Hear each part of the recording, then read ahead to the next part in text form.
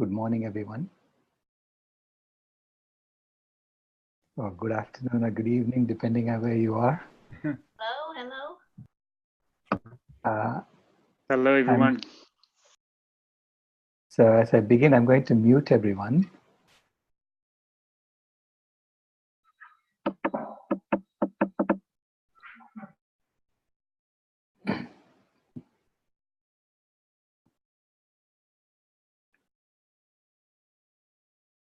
And so let's get started. Thank you all for coming.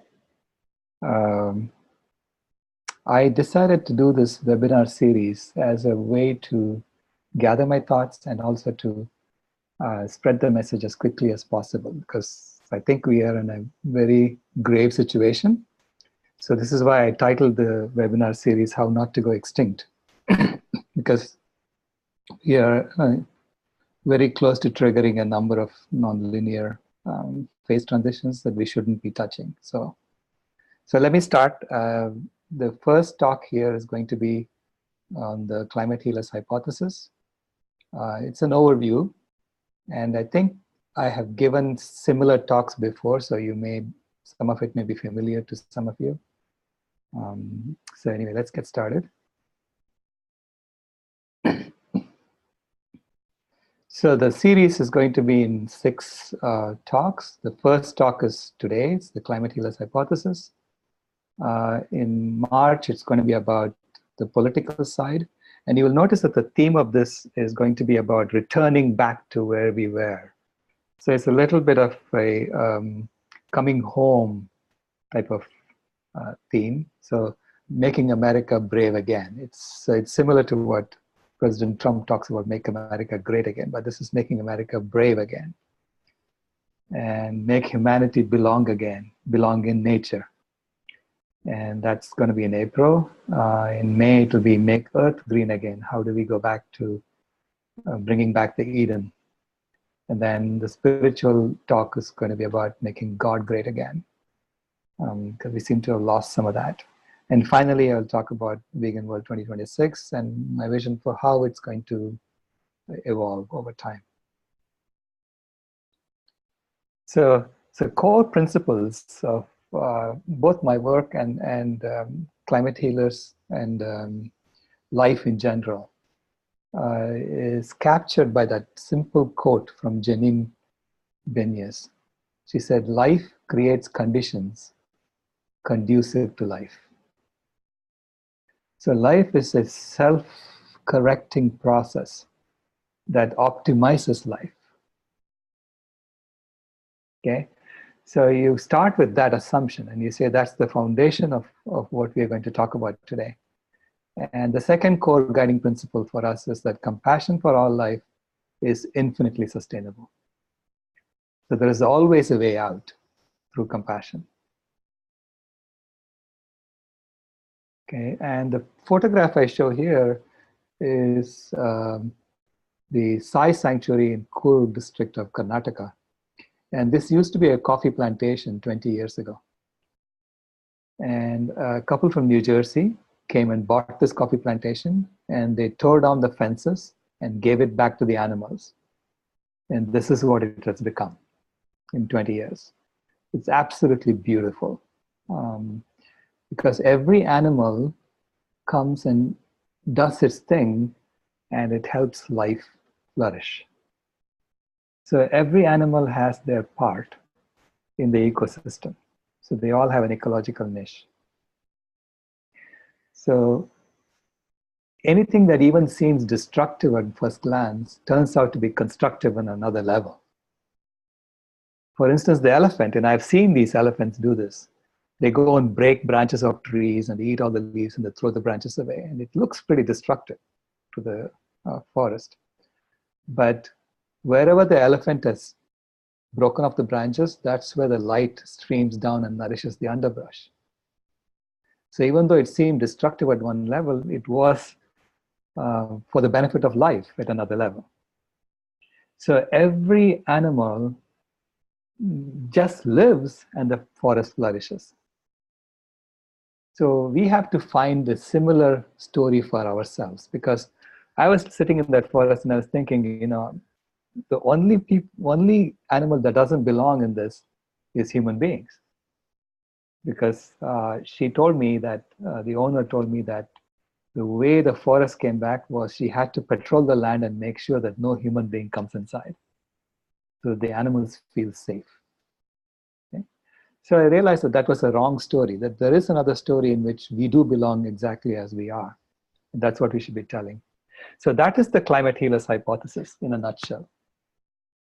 The hypothesis is that the ecosystem's role for human beings is to be the thermostat species of planet Earth. And I'll explain to you this, what this means. Thermostat species of planet Earth is the species that maintains homeostasis for life. That's our role. Okay, so that's the hypothesis. And then, the way you do science, you start with the hypothesis and then you start testing it out to see, is there any place where this hypothesis breaks? If it breaks, of course, it's wrong. And so far, we have tried every known scientific fact and it fits this hypothesis. Okay?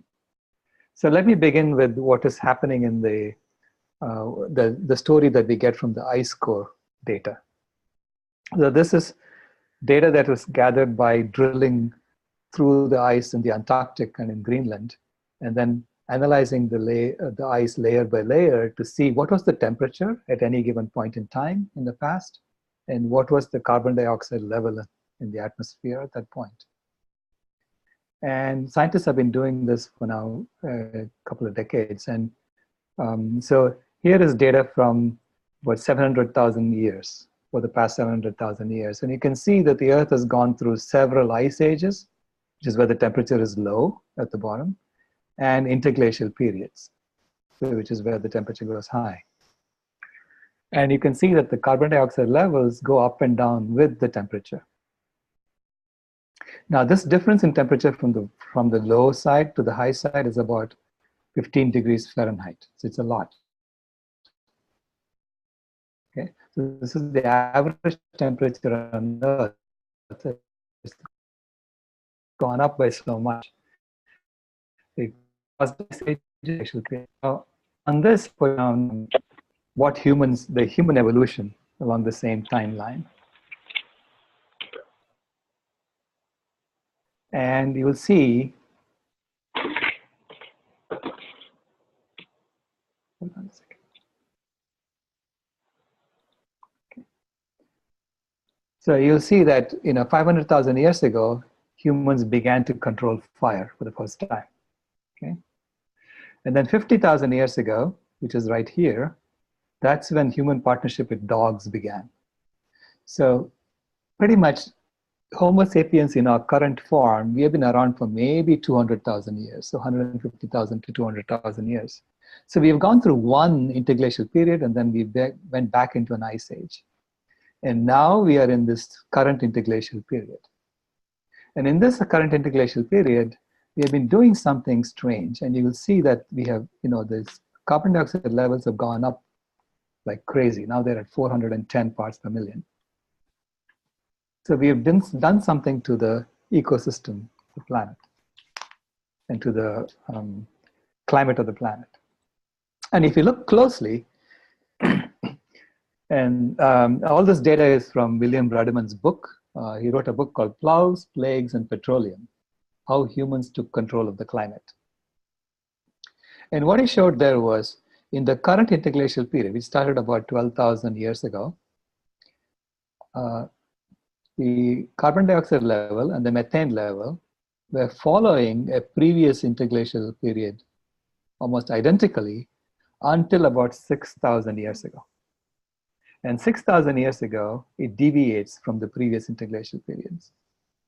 So it deviates, and that is what he calls the human effect. So it deviates because we started deforesting as part of the agricultural revolution. So the deforestation signature starts showing up in the carbon dioxide levels in the atmosphere around 6,000 years ago. And you see that in the methane levels as well. And this is mainly from raising animals for food. Raising animals like cows, domestic animals. So the Anthropocene era literally started, 6,000 years ago, when we took control of the climate of the planet, unconsciously. So we took control of the climate of the planet, the temperature. It would have gone back to another ice age around 5,000 years ago. Instead, we kept the temperature fairly constant. Okay, so we kept the temperature fairly constant, and this was mainly by deforestation. We did this, and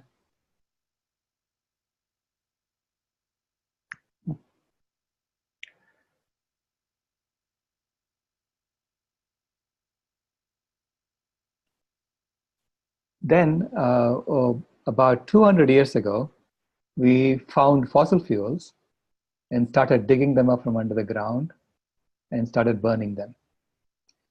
Okay, so that is this portion. Now, A, which is the temperature increase we caused by just deforestation and animal agriculture, is actually greater than B, which is the temperature increase we have caused by in the industrial era, which is partly due to deforestation and partly due to fossil fuel use. Now, what William Rediman does in his book, he says, if we continue doing what we are doing, then we are going to burn all the fossil fuels and essentially go extinct.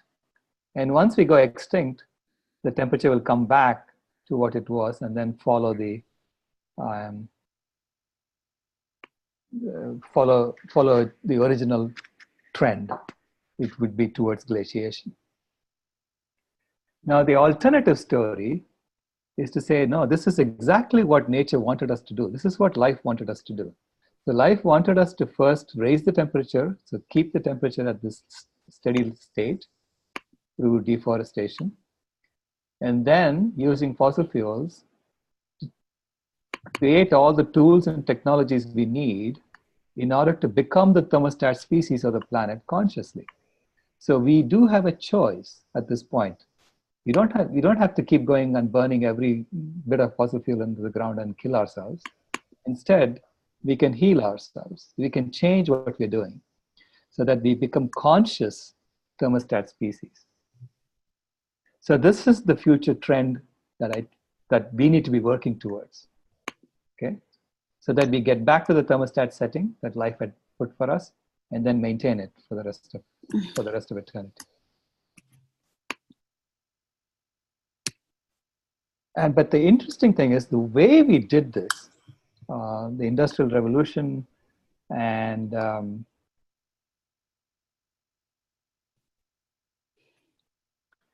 so the Industrial Revolution and the deforestation and the agriculture, everything that was done in the past has been done through the maintenance of an empire. And we are still in this empire mode of organization. So here is the pyramidal organization of an empire, where there are the workers who are working with nature are at the very bottom of this pyramid. And so the nature workers. At the top of the pyramid is the Helm of the empire, which is where all the money and the wealth is being extracted and flows towards. So this is modeled on what the British Empire was doing. So the British Empire was organized around extracting wealth from the colonies and funneling it to a few people at the very top.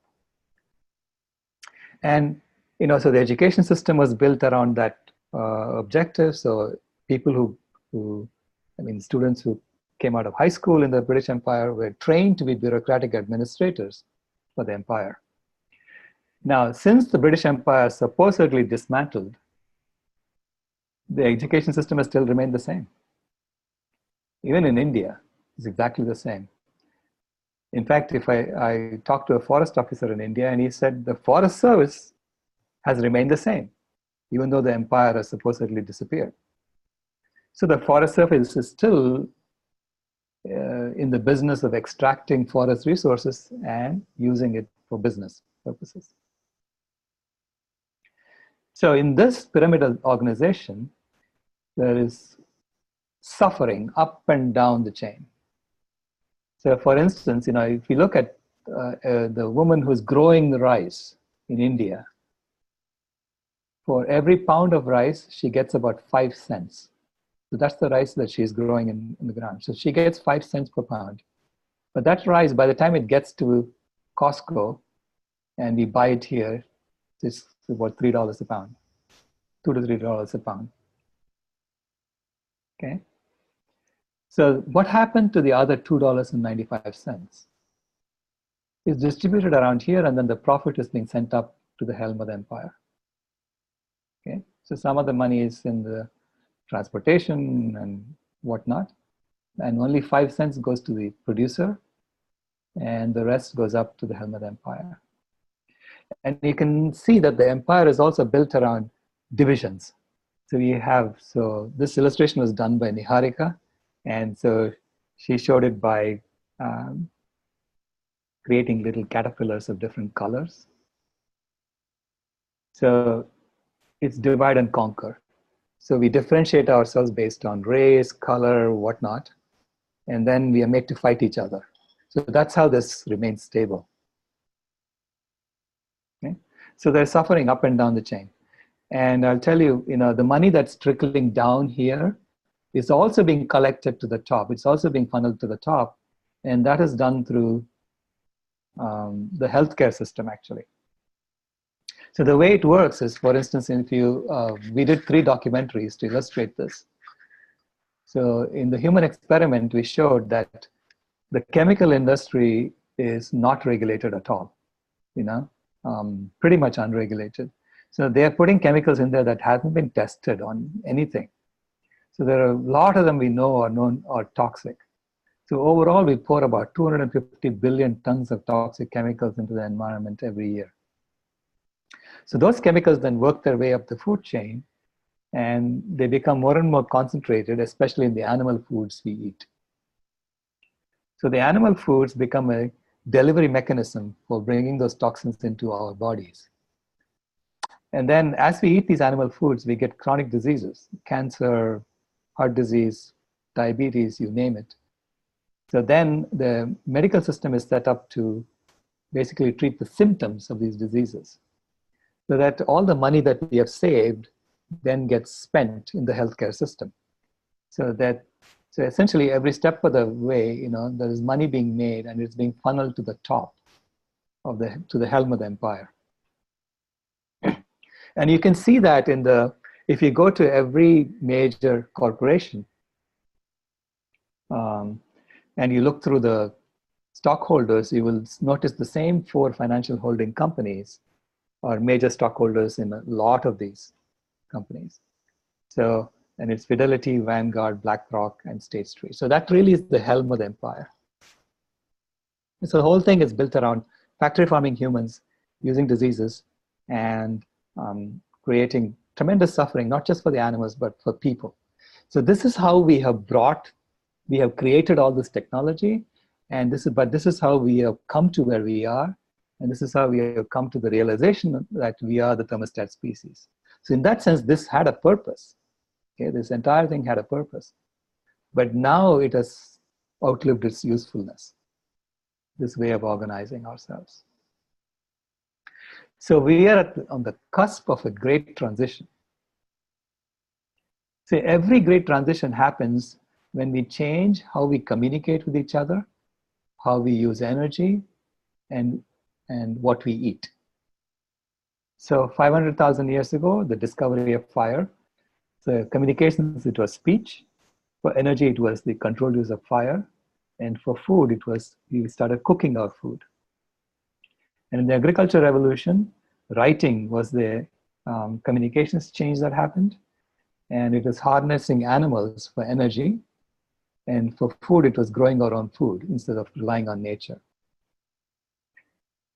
Then in the Industrial Revolution, it was the printing press for communications. It was the fossil fuels for energy.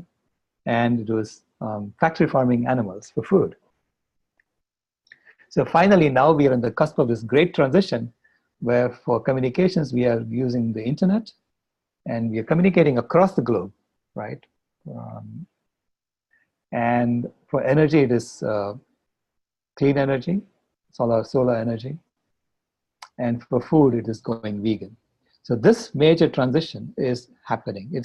So this is the great transition that has to happen within the next 7 years. And this is about healing Earth from the inside out. So when I say healing Earth from the inside out, it's literally solving all of our problems in one shot. We have to do this all together. Okay? So this is the metamorphosis of the caterpillar to the butterfly. And to illustrate this, I'm going to talk about this gentleman, Paul Chatlin.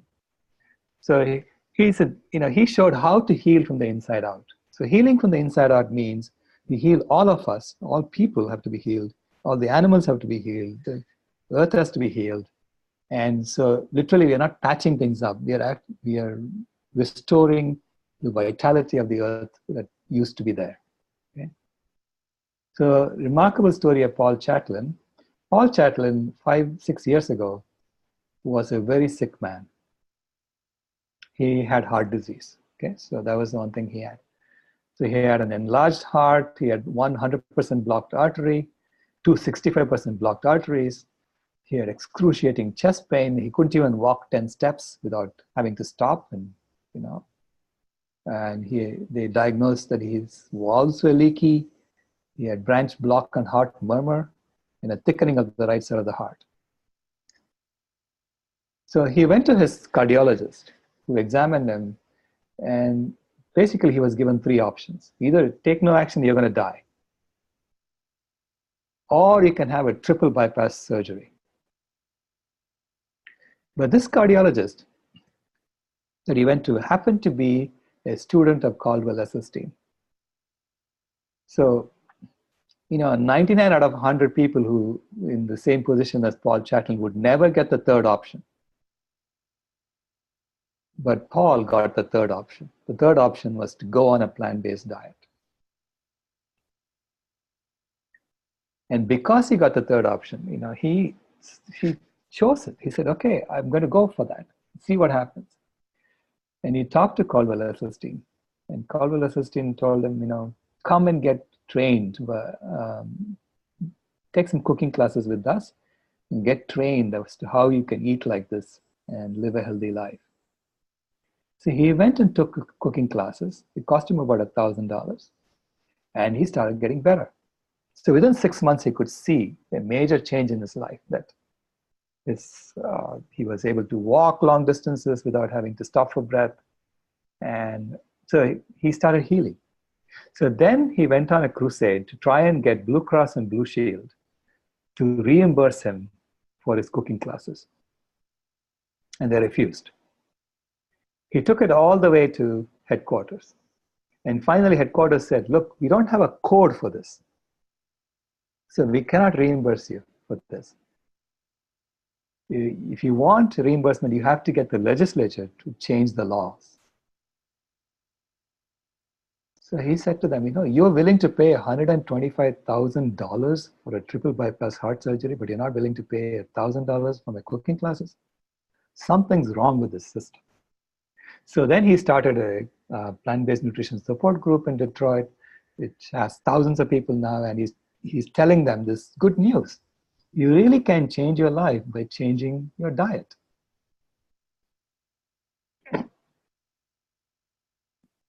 And that's what he looks like today. Healthy man. Okay. This is Dr. Joel Kahn. In fact, 14 of the 15 leading causes of death, as listed by the Center for Diseases Control, can be mitigated and even reversed with a whole foods plant-based diet.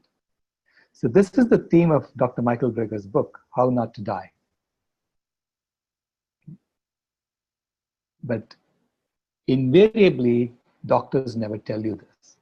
When you go have any of these diseases and you go to a doctor, the doctor doesn't even know that he could change it. He could actually literally reverse it by going on a plant-based diet. Instead, they try to treat you with, treat the symptoms.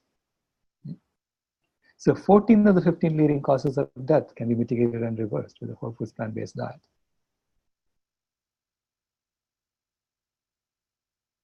Now imagine that Paul had all 14 of these diseases. when he went to the doctor, not just heart disease. Imagine that he had all of them, but he didn't know that he could reverse it with a whole food plant-based diet. And imagine that his doctor didn't tell him about a whole food plant-based diet and just said, I can only treat your heart disease with a triple bypass surgery. I cannot treat the other diseases. Okay? I will not treat the other diseases. If you have cancer, sorry, you're going to die from that. That's fine. I cannot treat you that. I can only treat the heart disease. Now imagine that was the story.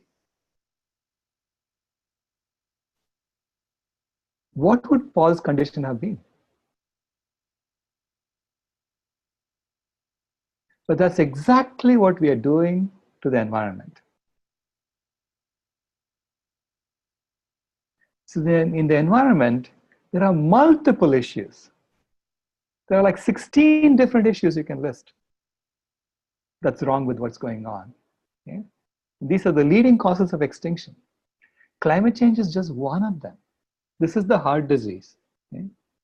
There is biodiversity loss. In fact, this is probably much more severe than even climate change because we are losing animals so fast that they're dying out in front of our eyes. There is land conversions, which we have exceeded the limits again.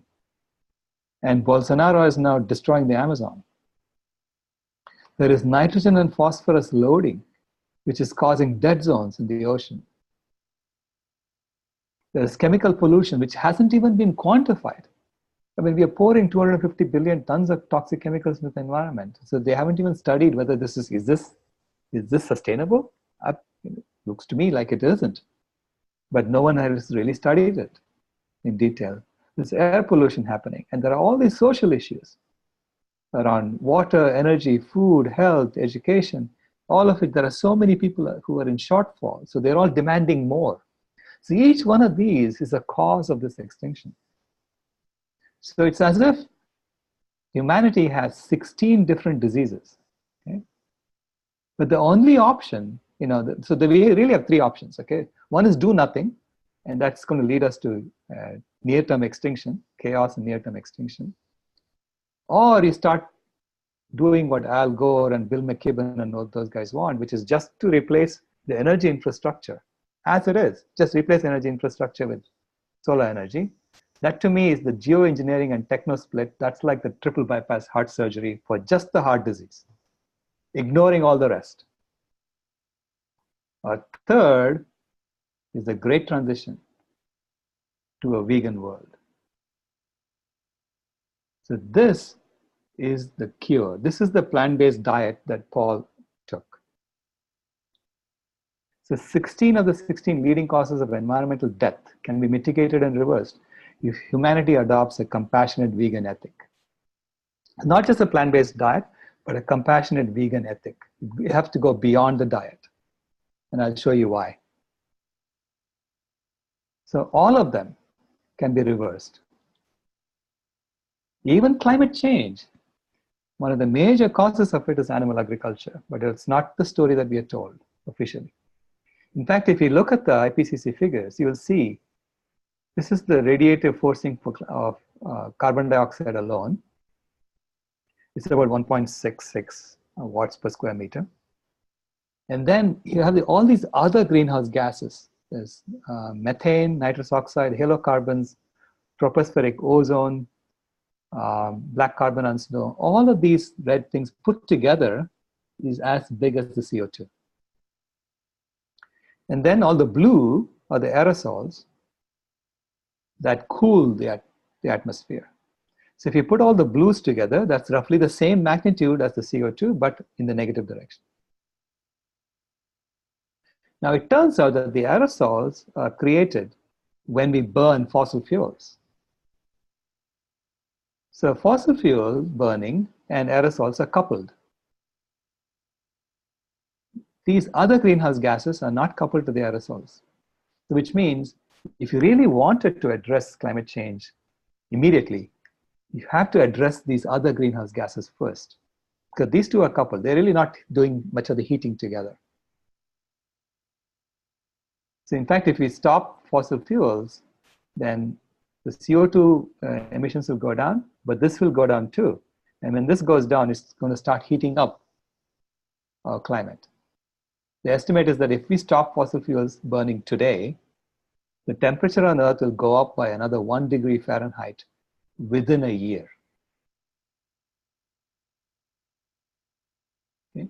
So the other greenhouse gases, which is mainly due to animal agriculture, are, those are the pressure point. That's the pressure point in which you can intervene immediately.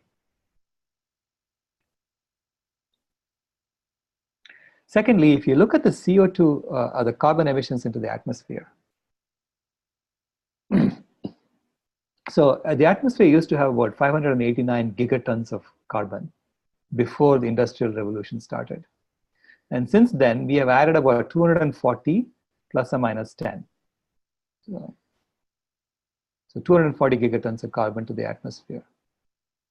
Now on land, down here, there is 1,500 plus 450, about 2,000 gigatons of carbon. 2,000 to 3,000 is the limit. Okay, so 2,000 to 3,000 gigatons of carbon is there on land. So clearly the land has 3 times as much carbon as all of the atmosphere put together. Now, all the figures in red here are the human changes to the natural cycle. So nature alone does about 108 to 107 gigatons of carbon sequestration and, sorry a second.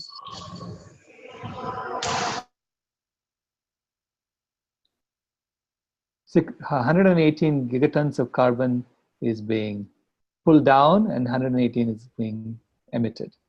So there is this huge carbon cycle going on to which we have added 11.6 gigatons of extra breathing, extra respiration from our animals and from fire. And we are sequestering an extra 14.1 gigatons of carbon using fertilizers. In addition, we are burning fossil fuels, and that's about 7.8 gigatons of carbon. And then we are deforesting land, and that's another 1.1 gigatons of carbon that we are pouring into the atmosphere. So similar things are going on in the ocean as well. The ocean, again, we are taking out, we are killing all these fishes, and then we are pouring all this fertilizer through the mouths of rivers. So we are doing a lot of changes to the carbon cycle of the ocean as well. Now, the fossil fuel component is what people seem to focus on, but this 11.6 is actually bigger than the fossil fuel component. And that's from all the extra biomass that you put on Earth. Okay.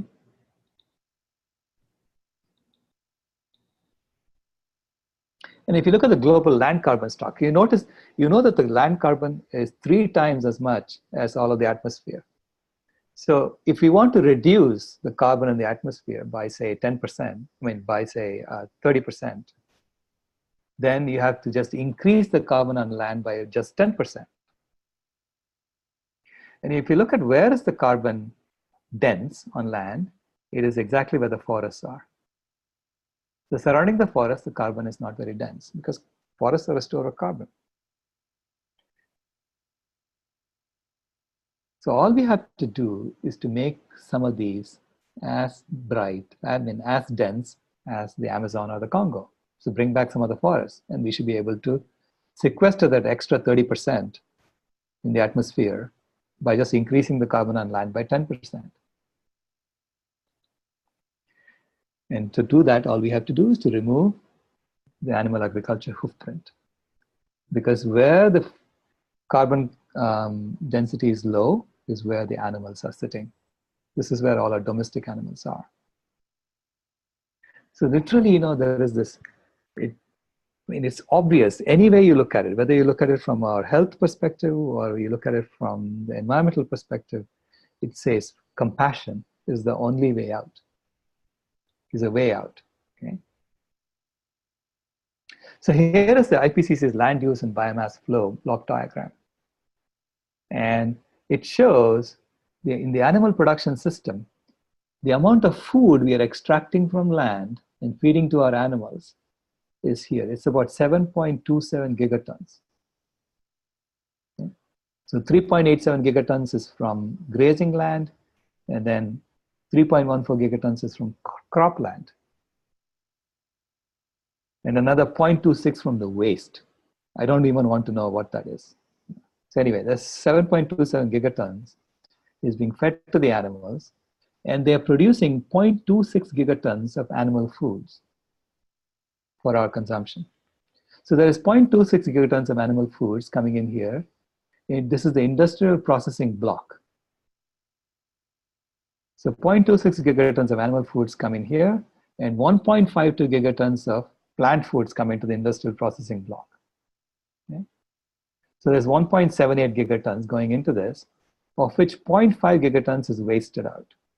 So literally from that, only 1.28 gigatons is going into our food intake.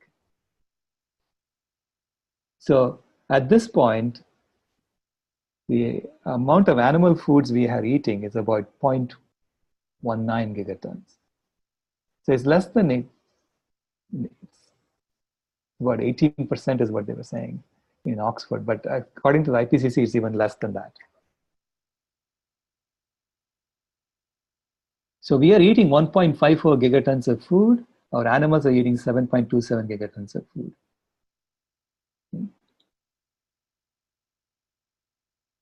And if you look at the amount of land we are using for raising these animals, there's 46 million square kilometers is being used for just grazing.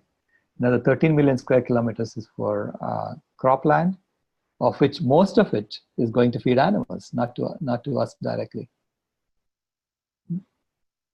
And from the forestry, so there's bioenergy being created from forestry, and then all these other products, other industries. And you'll notice that there is little line, 0.14 gigatons is going from the animal production system to these other industries. This is why I say it has to be a vegan ethic, not just a plant-based diet. Because if you had a plant-based diet alone, then you're eliminating this component. But people are still going to demand leather, and they're going to demand glue and whatnot, all these other animal byproducts. So if we are okay with using those, then this animal agriculture system will continue to raise them. And so they will be exploited for other purposes. And if you look at the biomass distribution, you see, remember the 11 gigatons of extra breathing contribution that we have created? Most of it is from our farmed animals. If you look at the biomass distribution of wild animals 10,000 years ago was about 200 million metric tons. And we were a small blip on top of that. And by 1970, we reduced wild animals by 60%. So they were down this much. And our population became equivalent to the population of all wild animals from 10,000 years ago by 1970. And our farmed animals were double our weight, and they were eating 3 times as much. So literally it's the equivalent of, oops, sorry.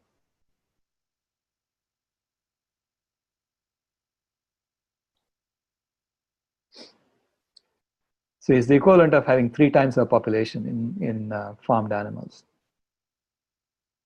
Then between 1970 and 2010, 52% of all wild animals disappeared in terms of total weight. Our human population doubled. And our farmed animals were 9 times our weight in terms of the food they were eating. I'm sorry, 4.5 times. So it's 4.5 times our weight. So this was the equivalent of all the farmed animals. Now, that's what the extra respiration component that you saw there is from.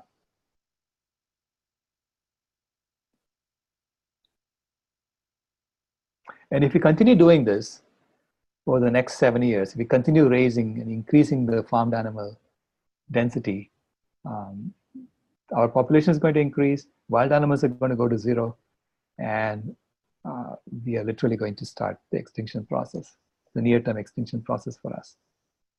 So it's a bycatch of this consumerism, especially the consumption of animal foods.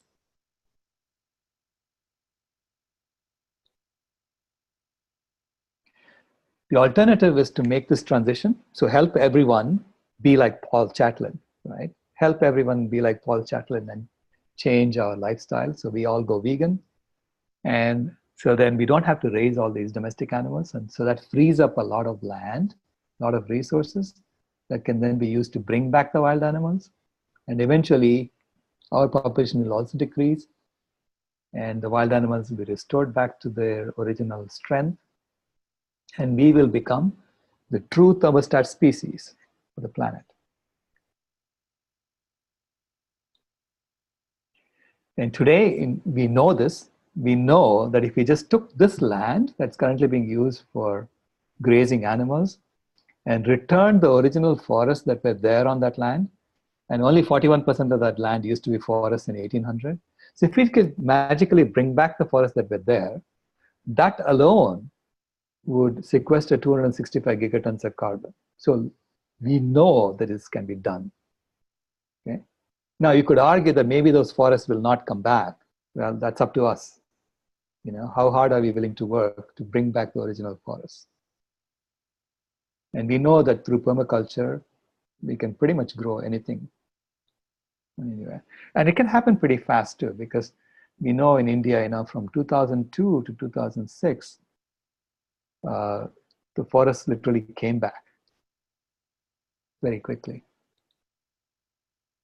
But this requires us to change this empire. The empire-based system will not allow this to happen. Because right now, even though the demand for animal agriculture has been going down, and the demand for animal products has been going down in the US, the government is buying up all the surplus and storing it somewhere and dumping it. So in relation to the US capital, this is how much animal foods we have stored. The government has bought and stored using taxpayer money. Okay? 1.4 billion pounds of cheese and 2.5 billion pounds of red meat and poultry. So clearly the system itself needs to change. We cannot tweak this. You cannot tweak this pyramid structure and make it sustainable. So we did a declaration a few months ago called the Awakening to Survival 2026 Declaration. And one of the demands there was governments should stop subsidizing animal agriculture and start promoting organic plant agriculture. So government should be on our side, helping us to get back to health. And media should start reporting the truth about animal agriculture's impact on human health, environment, and their fellow creatures. And then we are pleading with environmental conservation, health, and animal welfare and religious organizations to adopt a public vegan policy. So one of the appeal that Genesis Butler made to Pope Francis to go vegan for Lent, that's such a elementary step. It's the first step that the Catholic Church should be taking. In reality, the Catholic Church should be adopting a public vegan policy because that's what the situation calls for. And then we are pleading with consumers to stop buying animal products so that we can all live and we can all get to health. And so we have created a standards process for the system change where we can figure out how to organize humanity to become true climate healers around the world and not have to depend on systems where there is huge concentrations of power and all these oppressions happening. So this is to co-create a culture of normalized nonviolence. And the next meeting is going to happen in Israel on February 27th and 28th, where we're going to be discussing the constitution for Vegan World 2026 and also how do we get governments to stop subsidizing animal agriculture and start subsidizing organic plant agriculture.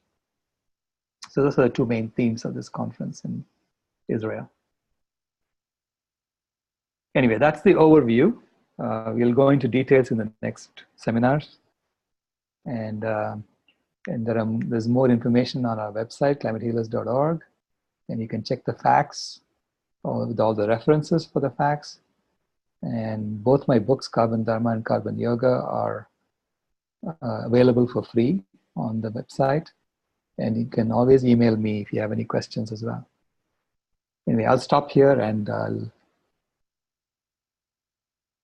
throw the floor open for discussions.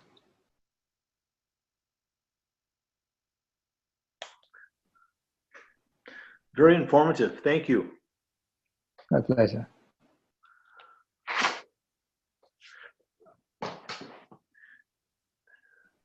Hello, Dr. Rao. Yes.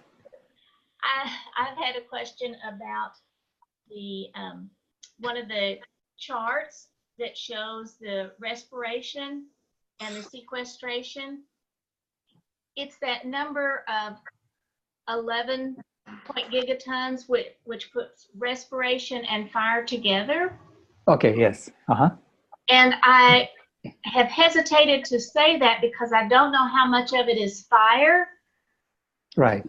And yet I'm thinking now it may be, it doesn't matter. Most of the fire is for agriculture, but could you talk about that?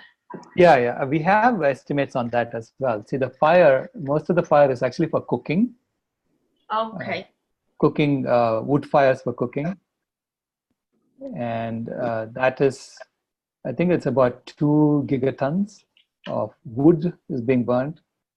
So that would be maybe 1 gigaton of carbon for fires.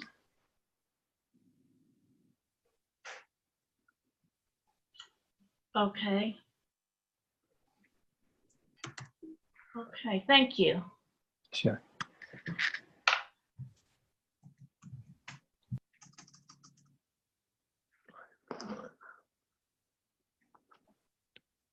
Hey, Celeste, can you hear me? Yes. Hi, Brandon. Hey, how's it going? So, how do we stop Bolsonaro from destroying the Amazon? Are there any sort of checks and balances system in Brazil? Oh, it's basically we have to help the local NGOs as much as possible, and also then work really hard to get this new system in place as quickly as possible. Because Bolsonaro is just a figurehead. It's the system that is demanding that it grow. Yeah. Right. So if it wasn't Bolsonaro, it would be someone else, because that's where the next set of resources are, under the Amazon. So that's why they're going there. Makes sense. So we have to help the NGOs. We have to actually, throughout the world, every one of our governments is subsidizing animal agriculture and literally taxing organic plant agriculture. It should be the opposite. So we need to start demanding that governments throughout the world start taking care of us and not the other way around. Yeah. Thank you.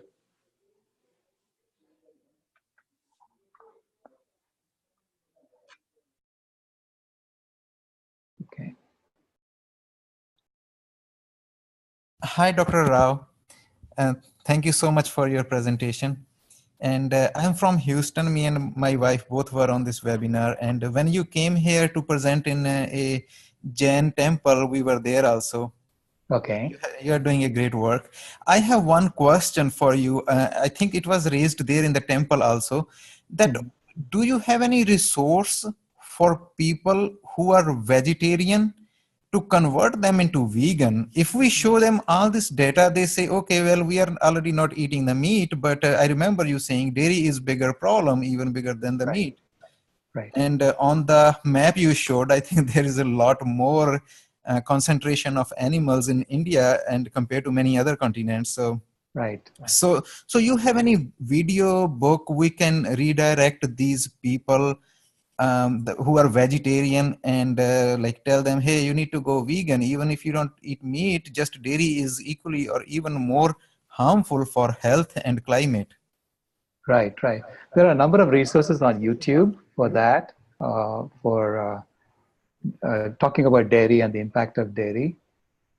Dairy, you are right. Dairy is, to me, is the gateway industry in animal agriculture, because it's through dairy that you get cheap hamburgers. It's through dairy that you get veal, and through dairy you get leather. So India is the largest exporter of leather because of the dairy industry. And so, to me, dairy is, this is why if you look at the way the transition is happening, people are moving out of dairy faster than they're moving out of meat in the US. the sales of plant-based milks is increasing much, much faster than the sales of plant-based meats. Okay, so to me, that is a sign that life is fundamentally intelligent. So I don't know how it is happening, but we are all being told not to drink dairy first and foremost, and people are switching out of that quickly. And unfortunately, the government is subsidizing the dairy industry. They're buying up all the extra cheese and dumping it. So propping up the industry because they consider it to be too big to fail. So ultimately, the system has to change for us to get out of this, But I think it is an inevitable process of transformation. Even I was amazed at the reaction to Genesis Butler's letter to the Pope, how effective it has been, because he has literally no choice but to accept a challenge. And so that would be I think bringing the religious communities involved in this and at the grassroots and helping people change through the religious communities, to me, is the fastest way for us to accomplish this quick transition. So the Jain community is very strong in the vegan movement, and the Jaina convention, and I'm going to be speaking there. And so we're going to have a table for the Interfaith Vegan Coalition at the Jaina convention. Yeah, thank you very much. I will look for these resources on YouTube. Sure. Or email me and I can send it to you, okay? Oh, that will be awesome. I can do that. Thank you. Sure.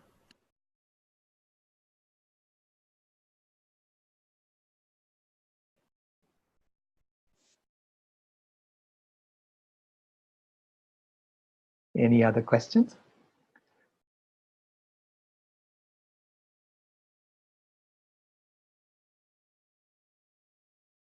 I'm going to be repeating this again in the evening. Yes, Rebecca.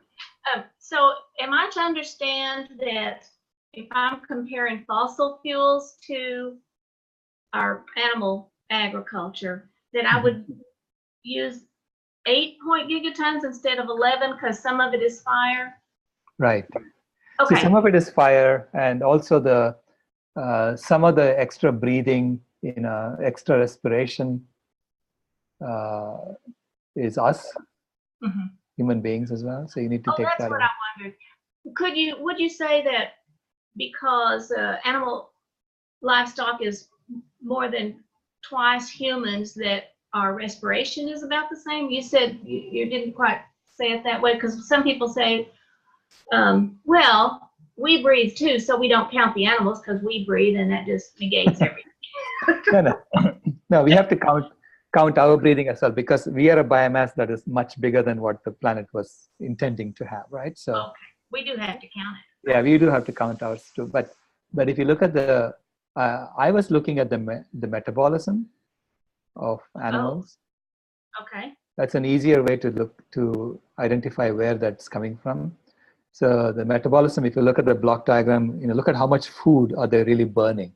Yes, I like that. Yeah. This one. Right. Yeah, that one. Yes. Look at how much food they're actually burning, and that would be their carbon contribution, extra carbon contribution. And it turns out to be pretty close to what Goodland and Anhang were using. What? The Goodland and Anhang. Yes. Yeah, they were using numbers. They were very close to that figure that you get from looking at that. Okay, excellent. Thank you. Sure. All right, Silesh? Yes. Hi, Keith. Yeah, I have a question about the scientific attitude towards, especially the livestock and climate change article by Goodland and Anhang, whom you've referred to.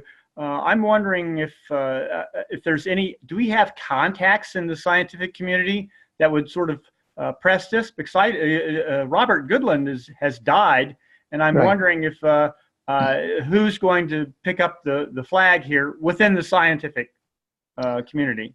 Right. So we have a proposal to a foundation to fund a research effort this year to solidify the numbers that Goodland and Anhang came up with.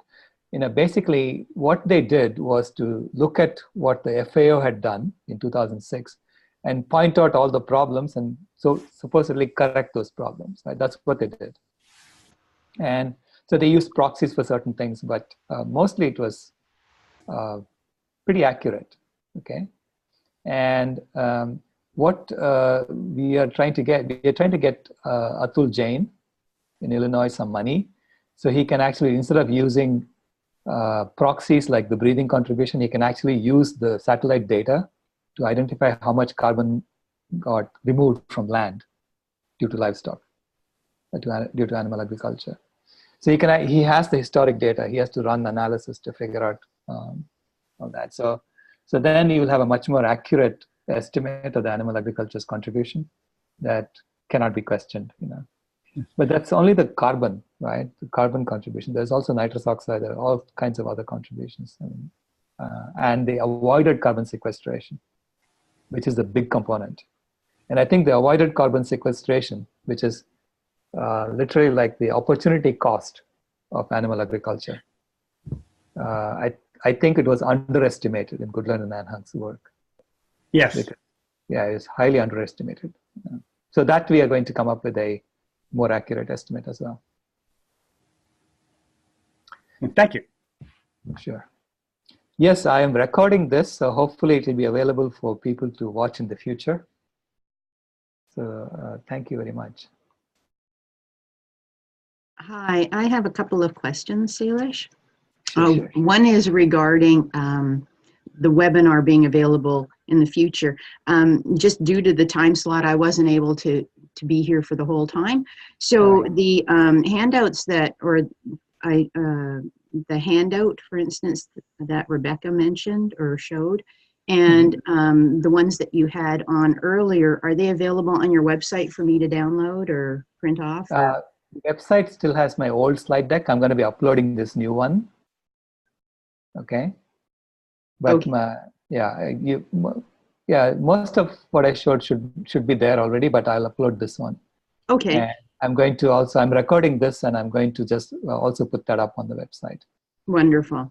Okay, and about the Lent you were mentioning about with the Pope, I haven't been a Catholic for forever, and so I can't remember when Lent begins, but I was wondering what the response among Catholics were. Do we have any numbers as to how many have taken up the challenge to go vegan? The challenge is addressed to the Pope, and it's starting March 6th for 40 days, I think, until Easter. So the challenge is addressed to the Pope, saying if he accepts the challenge, then we will donate $1 million to a charity of his choice. So that's how it was framed. And he hasn't replied yet, so we don't know. Oh, okay. I thought that maybe he had asked his followers to go vegan. No. Maybe that's the kind of the next step, I suppose. Right, yes. That will be the next step. Okay, wonderful. Thank you. Sure. Thank you all very much. Sailesh? Yes. Yes, I have also a question. Hi. Yes, Dave.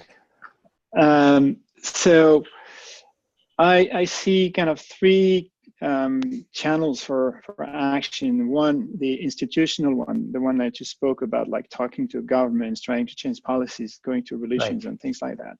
Right. Another one, the systemic one, like how can you act on those leverages on the system? Mostly what I do, like working on the post-monetary world, Right. and kind of do better than conventional money, because money will always trigger concentration of power, which will regenerate pyramids, and pyramids need to work on extraction no matter what. So second level. The third level, if we want to address the larger public, goes into the emotional level, because we can put as many numbers, and we know it for a fact that what comes in the head doesn't go into the emotional body. What do you advocate for that part of the being, for addressing that part, for compassion, exactly what you say, because compassion starts in your heart, in your guts. Right. And so I kind of see like a double level in your speech, like you come with all the scientific background, Right. which you absolutely need evidence for those things. How do we address the compassionate part itself? What would you advocate for that? I think it is retelling the story that we do belong exactly as we are, and spreading that story through all the channels that we have open to us, through religious communities, telling them, look, you are made in the image of God. We were not kidding you. You do belong exactly as we are. You are compassionate at your core, and so on. So making people feel like they have been part of something much, much bigger than they thought, and that as part of that now they have a role to play. Every one of us has a role to play, right? So that's my third talk, which is making humanity belong again. Make humanity belong again. I think that is the emotional side, and storytelling has to happen. Maybe a nice movie, a documentary that talks about this thermostat species story would be worthwhile to do, to spread the story. Thank you. Okay. Until we meet again. Thank you very much. Bye-bye. Bye-bye. Thank you. Thank you so much, Silas. Sure. Thank you. Thank you very much. Thank you. Sure. Appreciate it.